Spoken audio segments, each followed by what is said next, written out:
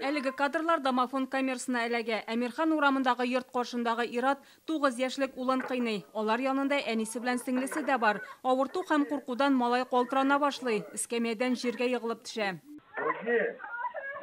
Ата кеше аның янына беркемне дә китерми, кыйнавын дәвам итә. Балага бер хатын ярдәм итмәкче була, әмма Ират аны да куып җибәрә.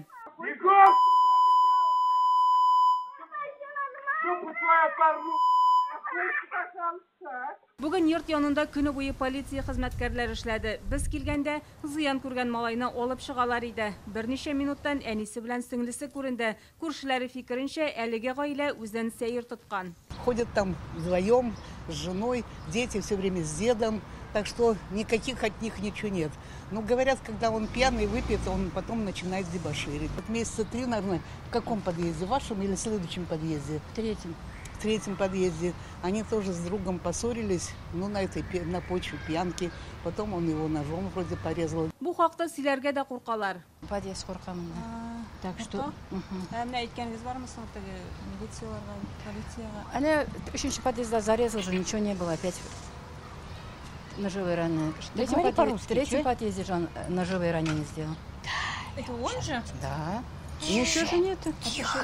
Бейбәтте беләдер минаны, гел исәнләшеп җыри, веселый ул бердә хатыны шуның кадәр мотор татар хатыны. Ират кулга алынган. Тикшерү комитеты балык булмаган кешене җәберләү маддәсе буенча җинаять эше ачты. Тикшерү мәгълүматлары буенча Иратның 1983 елгы булуы ачыкланды.